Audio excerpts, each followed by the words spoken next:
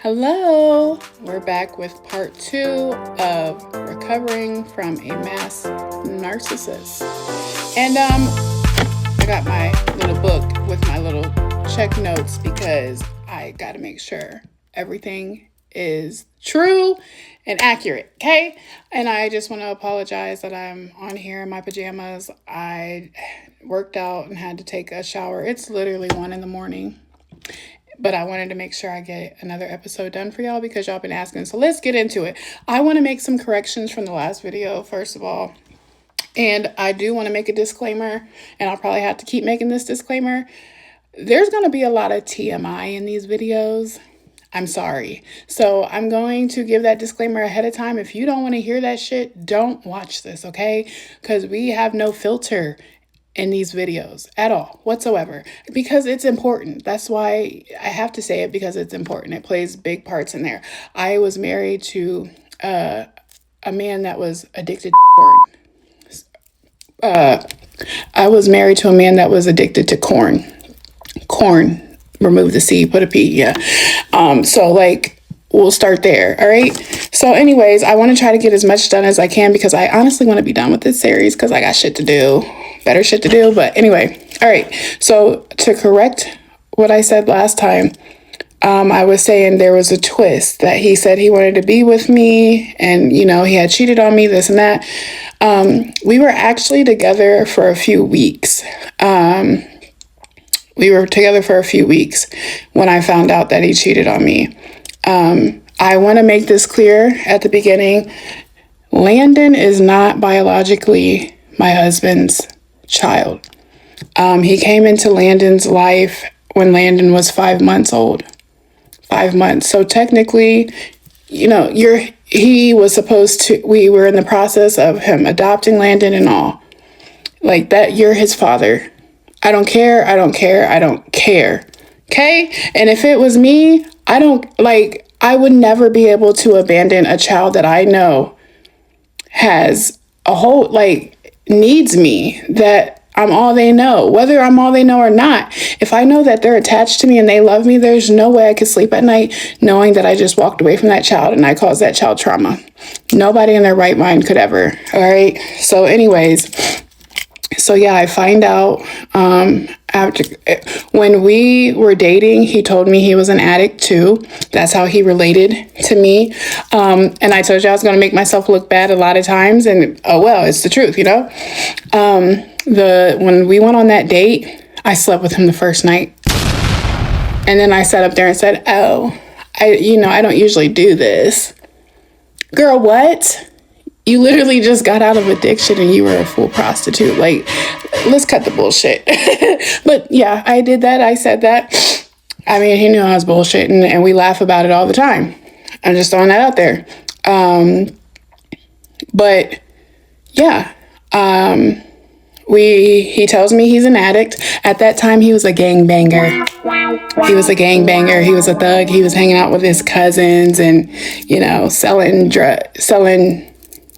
rugs, and you know, he was a gangbanger. So now he's an 80s rock star. Back then he was a gangbanger slinging rope. But anyways, that's, you know, that just goes to show like my husband and his identity crisis and how he doesn't know who he is and who he wants to be. He kind of takes form of whoever he's around at the moment.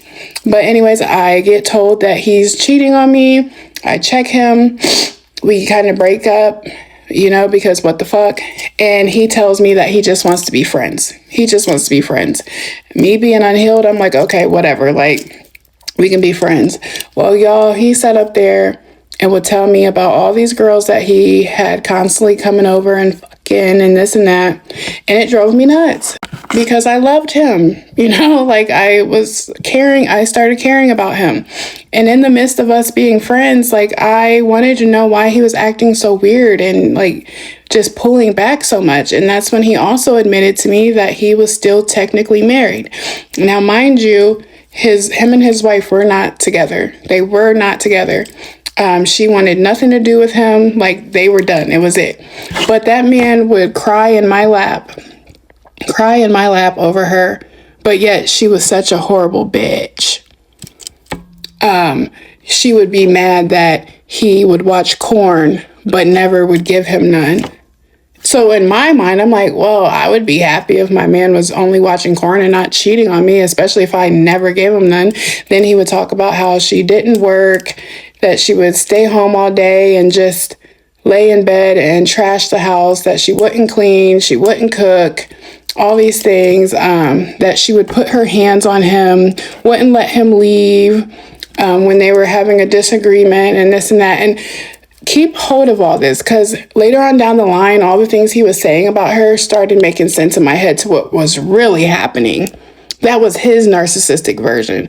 And I knew what was really happening because it was happening to me. And I'm like, okay, now I know what the fuck was going on and why she was acting like that. Okay. But yeah, so anyways, I remember like just being at my house irritated because he's not answering the phone. Like he's telling me one thing, but I know he's got a girl over there. Like I'm just so irritated. Okay. Now back to, I got my big girl job. Y'all, I'm trying to talk fast because 10 minutes goes by quick. I got my big girl job and I get a text from him one day because at this point I got tired of playing this game with him.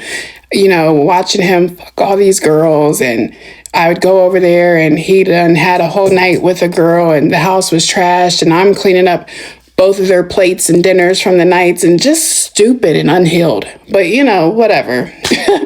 And that's when, you know, I was done. And then that's when I got that text like, hey, you know, I think I want to be serious. And I'm like, okay, cool. Now moving on from that, let me check my list. Hold on. So I start staying with him at his house a lot more. And because he said that he was an addict in recovery, you know, at that time I was attending meetings. I was heavy in my recovery, you know, going to groups, you know, I was huge on doing those things. So I'm trying to drag him to AA meetings and stuff like that too, along with me. I got him to go to one with me and he felt so awkward.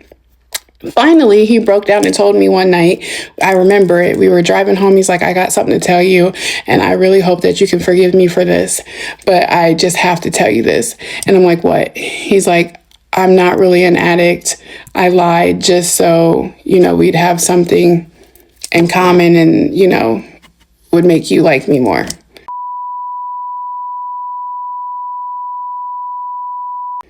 Y'all, who the fuck, like, what? I'm like, you really had me having, like, pulling you up to these damn AA meetings and shit, and had you in there talking about, hi, I'm a and I'm an addict, and you've been lying the whole damn time? Like, seriously? Like, who the fuck does that? So that, like, you'll start to see a pattern here, y'all, all right? When I met him, he also didn't have not one tattoo, but I had a bunch of them. And I guess, of course, guess who wanted to start getting tattoos while they were around somebody covered in them, right? Yeah. But when I was living with him, I remember the day he went to go do his dissolution with his ex-wife. And I remember asking him, like, are you nervous? Do you feel any kind of way? You know, blase, blase. No, that he left, did that, cool. Now, also, mind you, his family and him are Jehovah's Witnesses. He was disfellowshipped. And so therefore he has not talked to his parents in a long ass time. And that really was eating him up. So I encouraged him to reach out to his parents. And it was always an excuse to why. And I'm like, those are your parents. They love you. I'm sure they're worried about you and just want to know that you are okay. Like, just man up and write them a letter. Like, I'm pretty sure they want to hear from you. And I pushed him to do this. And he finally did. Now, this is important, okay? Because later down the line, all of them betrayed me. But also at this point, he is being very loyal to me. Because, you know, I was timid for a long time. But he showed me it was real by posting me, this and that. And also, I have to make this disclaimer. My husband was, you know, delayed in school, if you know what I mean. And I'm not bashing him, but this is important. It plays a huge part. Me, I was very advanced in school. I skipped, you know, grades. I had a full scholarship. Him, not so much. So I dumbed myself down a lot to make him feel like the man and like the leader and the one who was running things. And I thought I was being a good wife, but that literally kicked me in the ass. We're running out of time. I'll see you on the next one.